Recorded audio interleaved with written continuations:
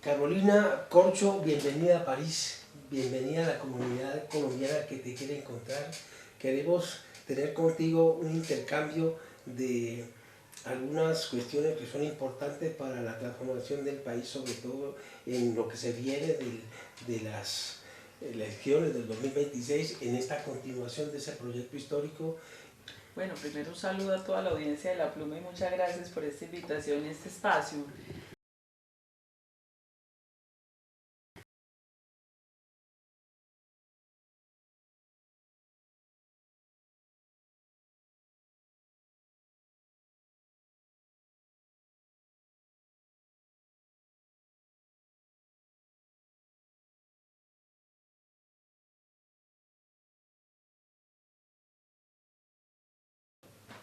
Bueno, como íbamos diciendo, cuando yo salí del Ministerio de Salud y Protección Social por las presiones del régimen respecto a la reforma a la salud, que con el presidente Gustavo Petro pensamos que con mi salida, pues ellos iban a aprobar la reforma a la salud, nos equivocamos, hundieron la reforma a la salud. Yo me fui a hacer un recorrido nacional porque yo soy una convencida de que a la gente había que explicarle qué era lo que estábamos haciendo en materia de la reforma. Inicialmente empezamos con la reforma a la salud y luego empezamos a explicar las distintas reformas sociales, que son reformas estructurales que necesita el país. Y ya este año lanzamos la Escuela de Formación Política hacia una agenda de transición democrática, donde bajo las metodologías y el pensamiento de Paulo Freire y Estanislao Zuleta, pensadores de la educación brasileño y colombiano, estamos aplicando estas metodologías para trabajar con el liderazgo social y político de las regiones del país sobre el proyecto reformista del cambio a partir del programa del presidente Gustavo Petro.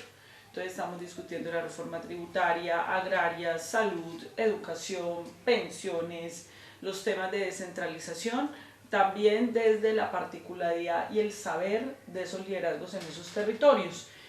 Antes de venirme para acá, para París y para Europa, habíamos terminado el módulo sobre migración y política internacional, que es un tema nuevo. Yo debo decir que hay una pobreza muy grande en Colombia en la discusión de una política pública de migración y política internacional. Entonces logramos identificar con la diáspora y también con la ciudadanía que hay por lo menos 3 o 4 temas extras que tenemos que desarrollar que no estaban claramente delineados en el programa de gobierno del presidente Gustavo Petro. Uno es la migración, es un problema global, es un problema colombiano y de América Latina, del mundo entero. Ese es un tema que tenemos que tener en el centro. Lo segundo es una reforma a la justicia. Colombia necesita una reforma a la justicia. Si nosotros seguimos con los niveles de impunidad que tenemos en el país, no vamos a poder hacer alguna transformación de un régimen corrupto, que se ha caracterizado por ser corrupto. El otro tema es una política pública anticorrupción, que necesitamos que sea una política profunda, y hay otra, es una reforma a los servicios públicos, que es el problema, uno de los problemas centrales de Colombia en las grandes ciudades y también obviamente en las zonas rurales. Entonces empezamos a revisar en esa escuela, en la conversación, en la discusión con la gente, cuáles son los problemas nacionales y cómo se aterrizan esos problemas, pero sobre todo cuáles son los tratamientos y las soluciones en materia de política pública. Ya digamos tenemos que superar discusiones abstractas de diagnóstico. Colombia está sobrediagnosticado. Ya tenemos diagnósticos, ya tenemos que hacer es una evaluación en qué avanzó el presidente Gustavo Petro, qué faltó y cómo más seguimos hacia adelante desarrollando ese proyecto político. Yo sé que tú has leído a Gramsci, a Fanon y a todo el mundo, y que tienes algo que decirnos con respecto a lo que es la toma de conciencia de los pueblos y lo que es la hegemonía cultural. Eso sería interesante que lo tomaras un poco, lo abordaras. Claro que sí, nosotros hemos emprendido una labor pedagógica. Porque sabemos que la transformación no solamente es política y económica, sino también cultural. Si el sistema de valores del pueblo colombiano, las ideas que tiene el pueblo colombiano de lo que debe ser el país no cambian, pues va a ser muy difícil construir un cambio en Colombia. Y ese es el aporte gramsciano a toda la discusión de la política respecto al tema de la cultura. No es solamente la organización, es también la transformación cultural la que tenemos que agenciar, y eso es lo que hemos estado haciendo a través de una escuela de formación política y del recorrido denominado Charlas Sanas para un País Enfermo.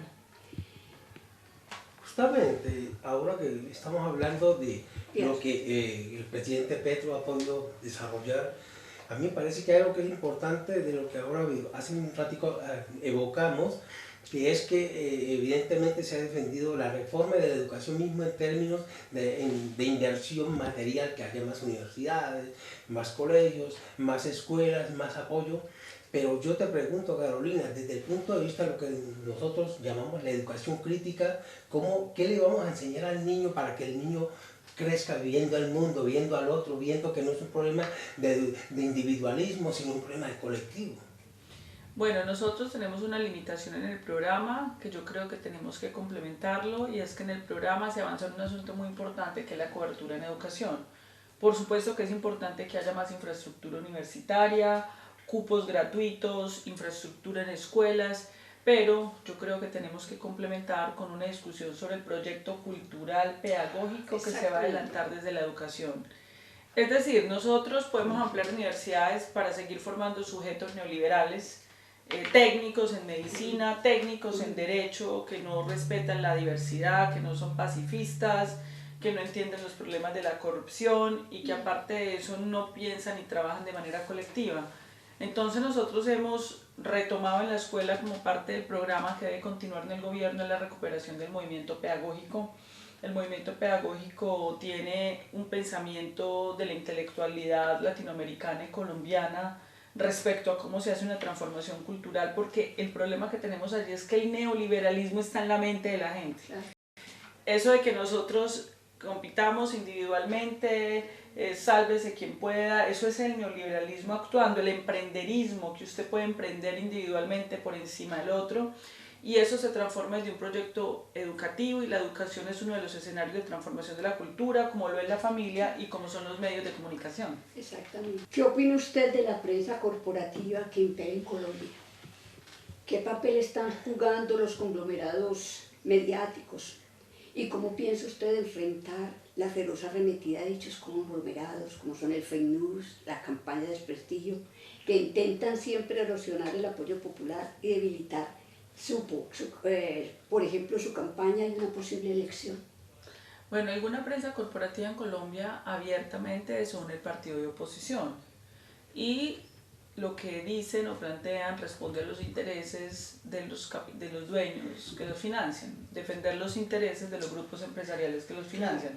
Eso está clarísimo, digamos, eso se distancia de lo que debería ser la función del periodismo, que es la búsqueda de la verdad, sino que simplemente están sirviendo de partido de la oposición. Eso hay que caracterizarlo. ¿Cómo se resuelve eso? Con buena prensa y buen periodismo.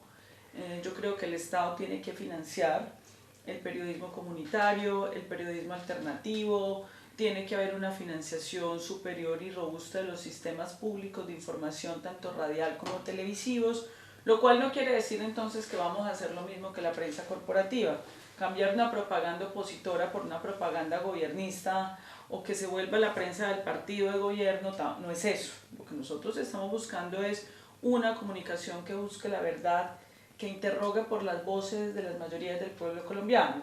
Es que el único que opina y tiene una postura sobre Colombia no es el señor Luis Carlos Sarmiento Angulo y el gran empresariado del país, más sus aliados, o el gremio de las EPS y sus aliados, que son los únicos entrevistados y opiniones escuchadas en la prensa corporativa. Nos parece muy interesante que ellos opinen, nosotros respetamos la opinión, pero es que necesitamos también conocer la verdad del campesino, de la víctima, del médico, de la enfermera, de la organización sindical, de la organización de mujeres, y eso es lo que se le estaría pidiendo a una prensa alternativa y corporativa, que cope ese escenario, a una prensa alternativa que cope el escenario de mentiras, desplace las mentiras en las que ha incurrido alguna prensa corporativa colombiana para ejercer como opositora, como partido político. Carolina, esta es una pregunta que nos concierne a nosotros también, que nos sentimos colombianos en la diáspora. Y yo pienso que nosotros somos la primera línea de la diplomacia colombiana. antes inclusive que los mismos diplomáticos que aquí están nombrados, que nosotros tenemos contacto directo con la población. Nosotros trabajamos aquí, la gente trabaja duro o menos duro, con trabajos más o menos remunerados, pero nosotros estamos defendiendo ese país y estamos defendiendo esa cultura y además, o sea, lo digo esto porque nosotros desde nuestra experiencia podemos aportarle mucho al proceso y sería interesante que en tu gobierno se tuviera muy en cuenta lo que es la diáspora, porque juega su papel. Aquí nosotros pagamos impuestos, sabemos cómo manejan las inversiones, y hay casos, o por ejemplo en mi caso, fíjate tú, yo estaba pensando, yo estuve en una montaña haciendo una formación en cine documental de creación, en una montaña del sur, y en un pueblo, llegué a un pueblo con los otros amigos y estaban los 3 candidatos que iban a ser el delegado, como el alcalde, como algo así de la región. Y los campesinos les sentaron y empezaron a hacerles un examen, bueno, cuál es su programa, cuál es su cosa, y sabiendo y corroborando cómo conocían la problemática. Y el primero lo hizo muy bien y dijo las cosas porque era alguien de allí. El segundo era un muchacho intelectual en Mercedes-Benz que llevó todas las cosas diciendo mi papá fue de aquí, tantas cosas. Y los tipos le dijeron realmente, mira, tú eres un charlatán y te vas de aquí. Aquí que hacer una elección entre los 2 candidatos y le dijeron, por ti, tú nos vas a representar, pero tú debes responder políticamente por nosotros. Es decir, tú tienes que estar aquí pendiente y dando cada mes información de cómo estás trabajando en presupuestos y en la gestión.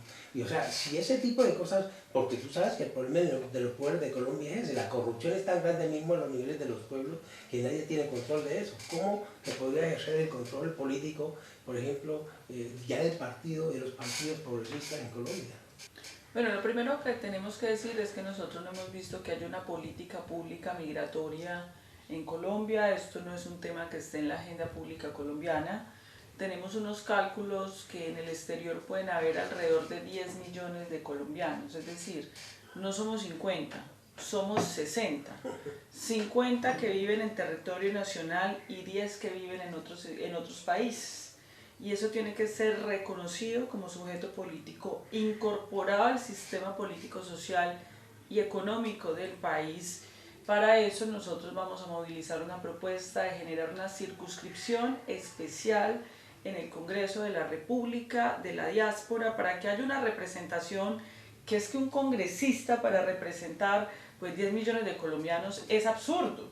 Tiene que haber una bancada que se comparezca con la colombianidad en el exterior, que dé las discusiones políticas al interior del Congreso, que haga los debates políticos a las cancillerías, a los cancilleres de Colombia, porque aquí tenemos que generar una reestructuración de las cancillerías, las embajadas y los consulados, que tienen que ser de puertas abiertas, cercano al ciudadano, no pueden ser mecanismos de pago de favores clientelistas del régimen colombiano, como ha sido históricamente en los gobiernos. Allí tiene que haber personas con una política de Estado, además porque hay 2 intereses fundamentales. En este momento el presidente Gustavo Petro se encuentra haciendo un movimiento en el mundo para abrir a Colombia al mundo, abrir a Colombia a la China, abrir a Colombia a la Unión Europea y al África. Está en este momento presidiendo la CELAC, que a nuestro juicio es el principal escenario de la integración latinoamericana para que como bloque pueda interactuar de tú a tú de manera soberana en el resto del mundo. Y hay varios objetivos ahí. El objetivo es la reindustrialización de Colombia. Nosotros no podemos seguir con una economía reprimarizada, donde estamos exportando y entregando minerales y materias primas y luego las compramos procesadas, donde no estamos generando nosotros un valor agregado. Entonces ya hay un plan del gobierno del presidente Gustavo Petro para desarrollar 4 industrias. Y una industria necesita una sociedad del conocimiento, necesita gente con doctorados, necesita gente con conocimientos en matemáticas, ciencias básicas, en cultura, diplomacia, que maneje idiomas, porque si nos vamos a ir por el mundo y vamos a abrir nuestro país al mundo para reindustrializarlo, vamos a necesitar mucha gente que ya está en la diáspora, porque un proyecto de reindustrialización necesita una gente formada que todavía no la tenemos en Colombia, pero la tenemos en la diáspora. Y necesitamos, si nos abrimos al mundo, unos centros de pensamiento en donde haya un colombiano, tiene que haber un centro de pensamiento para que Colombia tenga el pulso de lo que está pasando en cada país del mundo de manera seria. Uno no puede manejar una política internacional de presunción, de chisme, por ideología o por posturas, sino con evidencia concreta, registrar en qué está cada país del mundo, para nosotros poder agenciar una política comercial, cultural, de encuentro de saberes, civilizatoria.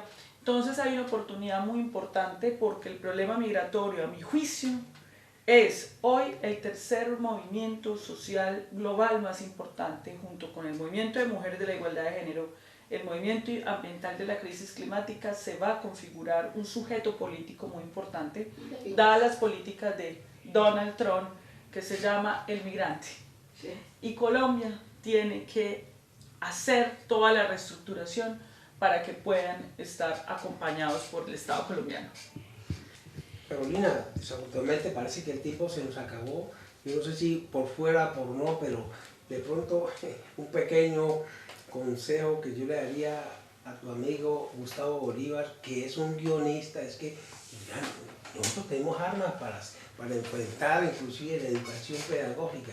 Dile que de aquí un cineasta, desde aquí le mandó a decir que piense que es la telenovela de los pobres, porque eso es muy interesante, es decir, no, yo lo digo casi como una broma, pero es interesante examinar los mecanismos que se tienen para la educación de la población. La telenovela es algo que mucha gente vive y mucha gente sigue, y desde ese punto de vista casi que, te lo digo ¿por qué? Porque enfoca el término del individualismo. En el pobre de la telenovela, él cree que él se va a salvar y se va a ganar la lotería, y no cree que es un colectivo que va a sacar adelante una sociedad. Claro que sí, le transmitiré tu inquietud. Y yo te debería hacerle una última pregunta con respecto de las aspersiones de glifosato en el país, que es un tema bastante delicado y que yo creo que podrían solucionarse de muchas otras maneras. Entonces, si es necesario, yo le envío varios materiales que tenemos y una persona que verdaderamente es especialista en ese tema, que cómo podríamos hacer. En Colombia, el presidente Gustavo Petro y nosotros no estamos de acuerdo con las aspersiones de glifosato, están prohibidas. Sí. No es una política del gobierno colombiano para la sustitución de cultivos por sus efectos sobre la salud pública y la salud humana. Lógico. Entonces, pues yo pienso que hay que tener una posibilidad de que las personas que contienen todo ese saber y que tengan experiencias válidas puedan trabajar eventualmente con ustedes en ese problema. Claro que sí, de eso se trata. Bueno. Carolina, dale un último saludo a la gente de La Pluma y gracias por este encuentro. Bueno, un saludo a la gente de La Pluma, a su periodismo, muchas gracias por este espacio para permitir hablar sobre nuestra Colombia. Justamente ahora vamos a tener un encuentro con la diáspora colombiana en París para hacer el lanzamiento del Cabildo Abierto, para decirle sí a la reforma laboral y rechazar la presunta ruptura y fraude del Senado de la República, que no aprobó, parece ser de manera fraudulenta, la consulta popular para que el pueblo colombiano decidiera sí o no respecto a la reforma laboral.